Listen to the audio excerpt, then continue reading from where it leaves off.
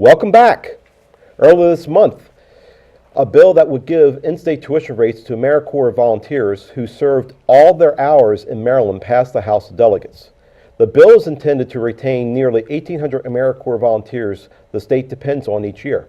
Ron, do you think this bill is fair to Maryland residents? Is it fair to bring somebody from overseas here and give them scholarships?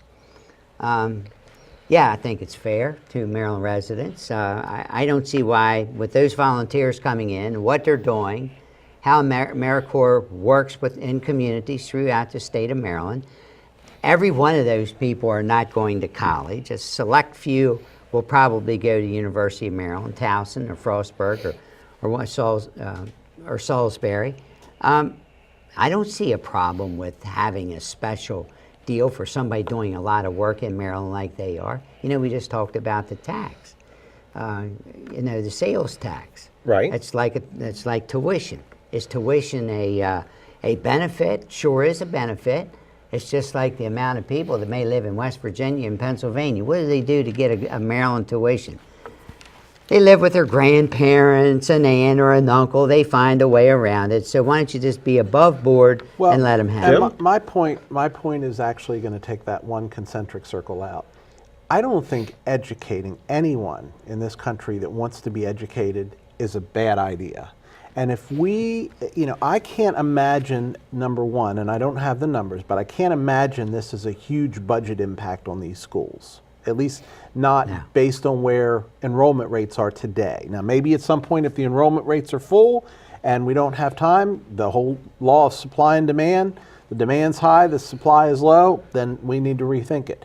But in my mind, anybody in this country that we can educate, I think is a good thing for this country. Bernie Sanders wanted everybody to have a free education. Well, that's going a little bit too far. So that's going a little too far. There's the point. That's the point. And the difference with this, at least in my opinion, versus the in-state tuition for those who are not legal within this country, is these people are legal within this country. Yes. They spent time within the state borders of Maryland doing volunteer work, so they've established some presence within the state of Maryland.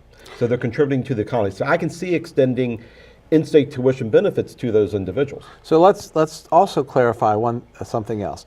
AmeriCorps volunteer is a bit of a misstatement because they are not really volunteers. They get paid by AmeriCorps, right? That's true. How do you get paid if you're a volunteer? So let's just make sure we're on the right track with that.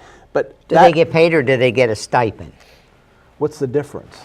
Money well, is money, stipend right? is an amount that can take care of expenses, gas, a few things, but not a salary, so to speak. Yeah, I think it's an hourly wage, isn't it? I believe it sure can be. Yeah, I think it is. At least the last and I haven't looked at it for a couple of years now. But your point's well taken. Your point is why shouldn't they be able to be educated? As many people as we can educate, let's educate them. Right. That doesn't hurt our country one little bit. Now, from what I've understood, this went right down party lines in the House of Delegates. Democrats were in favor, Republicans were against. I'm questioning why, as a Republican, would we be against this if we're putting, and one of the things from what I was reading about this was, it might preclude someone who is resident to the state from getting a space in that college. And you know what? It may, in fact, do that. But again, given where we are with enrollment, I mean, do you see, other than Yale and Harvard and some of those schools, do you see the fight to get accepted into University of Maryland is advertising on TV all of the time. So I'm assuming they're taking students as fast as they can get. University of Maryland actually has a fairly high decline rate because of if you look at the GPAs to get into College Park, it's a rather challenging program to get into. Okay. The other University of Maryland colleges, it's not so much of a challenge to get into those campuses. My point is, if we've got, there's fixed cost associated with every business. There's fixed costs associated with operating college. And if we're not at full enrollment, I think the argument that somebody's not going to get in is a moot point, in my opinion. So your goal Well, I is would put the totally butts in the agree. seats.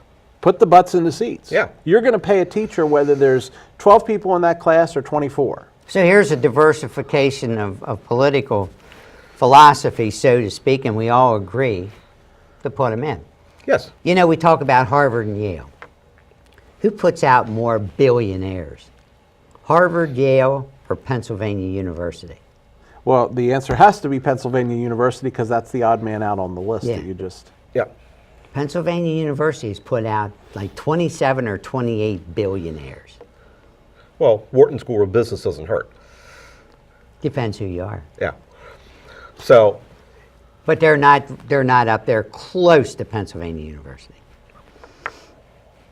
But you know, you look at all of the benefits and look at all the opportunities. We're not just talking about, and I mentioned University of Maryland. You mentioned the satellite campuses for University of Maryland, including those in Hagerstown. But you've also got Frostburg, you've got Towson, you've got HCC, you've got all of these other colleges that could be, you know, we could get more enrollment if this was enacted. I'm quite frankly surprised that the Republicans are against it. Maybe there's something I'm missing.